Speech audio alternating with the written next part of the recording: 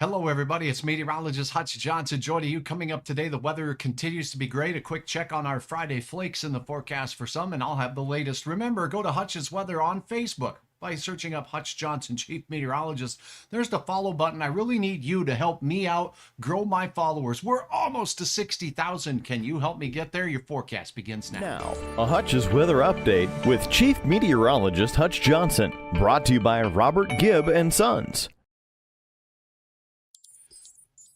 What a day. Here's a look at temperatures across the region. Look at Nebraska. It's near 70 in Grand Island, 63 in north central parts of the state, and those 60s punching right up into the South Dakota border area near the Yankton area. As we go up to the north, we're still into the mid 40s here along the I-94 corridor from Bismarck, where it's 45. We also have 45 in Sidney, Montana, out to Fargo, North Dakota. Absolutely stunning weather here. Look at this. We have 37 degrees, well above freeze as we look up into the War Road area. Bemidji right now, your temperature sitting right at 39 degrees. The Twin Cities looking pretty fair and spiffy as well at 50 degrees at this particular hour. Here's a look across the great nation. As you see, the heat is on in Texas, where the western part of the state there cracking in with 80 degrees. What's your forecast? We're going to get to the facts first, and we're going to look at a forecast model. And again, as we do this, we're going to focus on the overall trend here in our neck of the woods as we go through the next few days. We're going to continue to stay warm. These red lines here, those represent warmer air. The blue line's a cooler pool of air that is mainly shifting off to the east. So as we put this into motion, we'll notice this trend for the cooler air sliding off to the east to continue. Let me go ahead and pull up a look at the forecast model. Here we go. This is the most recent one, as a matter of fact. And this one shows that we do have that warm air and southerly wind kicking out on Tuesday. In South Dakota, we'll have a late day developing little Alberta Clipper. We'll call it a North Dakota, I don't know, a cowboy. That thing is going to be a saddling through the region. It'll bring a chance for some late day spits here and there. And south winds really bring the warm air right up into the valley. I think it could be one of our warmer days of the work week until later in the week. This system makes its way through as we go into the evening hours. And this model says we might even get some mixed precip here. The best chance in Fargo, in Grand Forks, or down near Sisseton in the Lakes country will be in the latter part of the day after dinner. Now, as you go through, this system will continue to bring north winds. That's going to cool us off briefly as we head into your hump day. Look at this little system sneaking through. That's on Thursday. That's not the main event. That's kind of a system riding on the saddles of this one. Now, we still stay mild, and in fact, before this system here that's developing, watch this, moving through, south winds suck the red air or the warm air right into North Dakota. That's going to be our warmest day. I think we're going to have some 50-degree readings right here in the eastern third of the state, possible briefly before the cold air starts slamming through. So Friday could be the warmest as we start the day, and then north winds come through. Chance of snow mainly in our northern counties into northern Minnesota could be impactful because it comes with quite a bit of wind as well as that system blows through. So we'll keep you posted on that. Right now, the best chance of any snow at all looks to be to the north. If you have a question, drop it here. Leora, good to see you enjoying a high of 41 degrees. Nathan, good to have you on board as well. Now let's talk numbers for tonight. Your temperatures are going to be a little cooler thanks to these clear, sunny skies right now. Will cool off a little faster. Mid-20s, Grand Forks and Fargo. 30 degrees in Bemidji. Lakes Country, 24 in Fergus Falls to start your Tuesday morning, rather.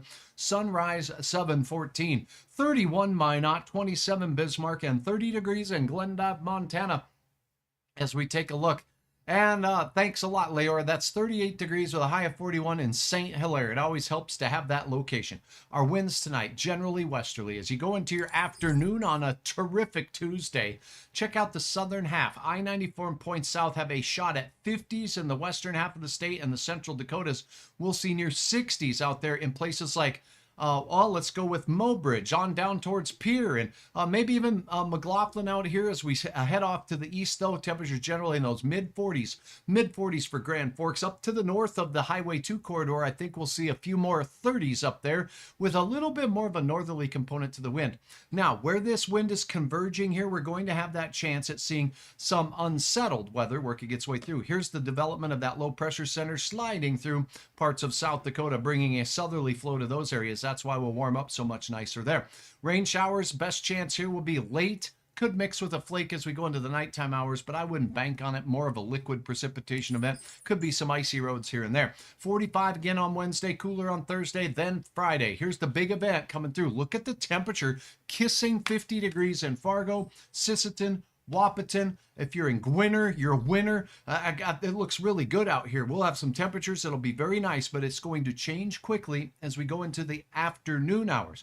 Wind shifts direction, becomes northerly. We could have flying flakes, particularly in northern Minnesota. Then heading into your first day of March, we're going in like a lamb. Looking real good. Cooler on Sunday with 31 degrees, but quiet. And then it looks like it stays quiet, 41 on Sunday. And then Monday, we have the good old wowzer McWowsies kind of weather with nearly 50 degrees.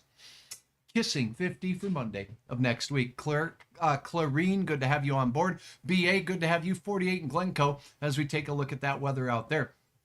Nationally speaking, as we go back to the look at that radar, for those of you, if you have any questions at all, now's the time to ask.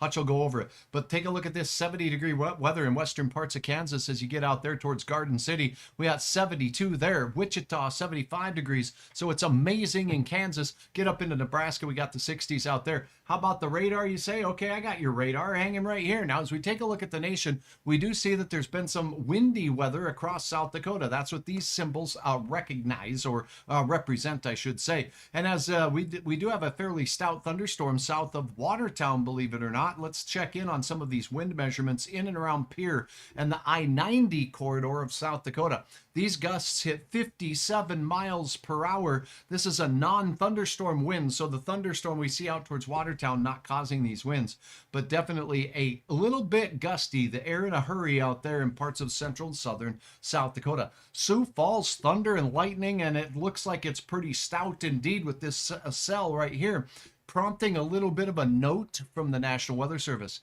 Let's look over this note together, shall we, as we take a look. It's a special weather statement. We do have a land spout possible. What? Yes, there's some spin in the atmosphere as we look on down, and gusts to 40 miles per hour, and even some hail, the size of a quarter of an inch in diameter.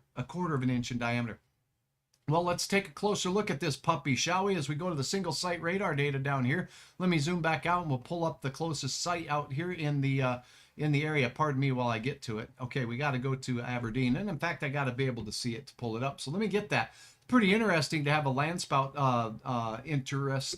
feature out here. So we'll see if we could see if there's some spin associated with this particular thunderstorm cell. Here it is, site labels. Let's pull up the Aberdeen radar. That'll be the closest. Let's go in. Let's take a look at some velocities with this puppy and see what we could see. Here we go. This is a look at velocity in this cell, a little far away from the radar site there in Aberdeen. So I'm not seeing any crystal clear representation of greens and reds immediately next to each other. And as far away as this is, we're looking well up into the height of the cloud up there. But there is some spin near Clear Lake, near Gary in Point South, near Brant out there south of and east of Watertown, South Dakota. So if you do notice anything, tell your folks, your local authorities, they'll pass that along. I'm looking over at the National Weather Service office here in Aberdeen.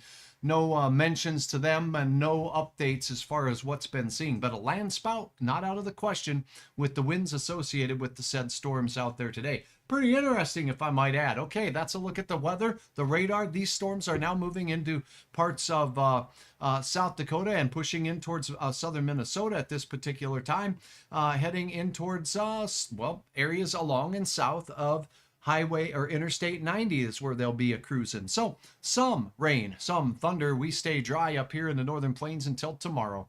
That's a look at your weather. I'm meteorologist Hutch Johnson. One more quick thanks to all of you who have uploaded photos at hutchesweather.com. Here's a couple of those photos that have been shared here in the last 24 to 48 hours. Beautiful, beautiful start to the day out there. And if you happen to be out walking the pooch, you have you and you have your shadow. And this is Julia. Thank you so very much, Julia, for all of your magnificent photos. This is the Detroit Lakes area. You can certainly see there's some snowpack on the ground, but the sunshine casting a long shadow as it's low in the sky in those early morning hours. And thanks again to you for uploading your picture, Julia. Here's another Detroit Lakes beauty from Julia as you take a look at that low angle sun peeking through the trees there to begin your day. And look at the clouds, just absolutely stunning out there. And sometimes you can take a view of the skies like we got on Sunday from Ben McIntyre here over Findlay. Do you see this little shadow that looks like? That's called virga. Virga is precipitation that evaporates before it hits the ground. If it's falling as liquid drops like many of the clouds were this weekend because of the warmth above the ground, Well, we end up with a virga, which is liquid precipitation that can evaporate before it hits the ground. If we have snowflakes that fall like this, they can basically sublimate before they hit the ground, or even melt and evaporate before they hit the ground. And that's called a fall streak, by the way.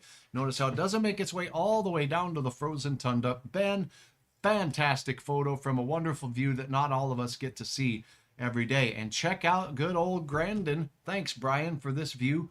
Look at that snow melt going on out there as we head into and closed out a beautiful weekend indeed. One last look at that 7-day planner. Thanks again for checking out Hutch's weather. Again, Friday, big time change will move through the area that'll cool us off significantly, and it will bring a chance for some snow, particularly in the northernmost part of the Red River Valley in northern Minnesota, the way it's looking now. I'll keep you posted as to any of the changes.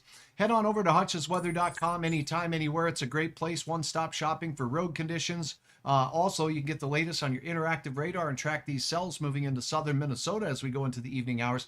And please, as always, remember my fine sponsors that make Hutch's Weather a possibility as we close out the month of February here on a beautiful note. I got to tell you a special thanks to all of our sponsors up here, including Robert Gibb and Sons. And if you click on these logos, by the way, you can find the latest deal here at Robert Gibb and Sons. For any time you're having one of those days where you got to make one of those repairs to your electrical or mechanical systems, including HVAC, as well as your plumbing systems, Robert Gibb and Sons, the ones to give a call to today. Thanks for watching. I'm meteorologist Hutch Johnson. I hope you have a wonderful evening. I'll check back a little bit later, but for now, please click the follow button on my Facebook page. It really helps Hutch out, and subscribe on YouTube. Have a great day. Enjoy that sunshine.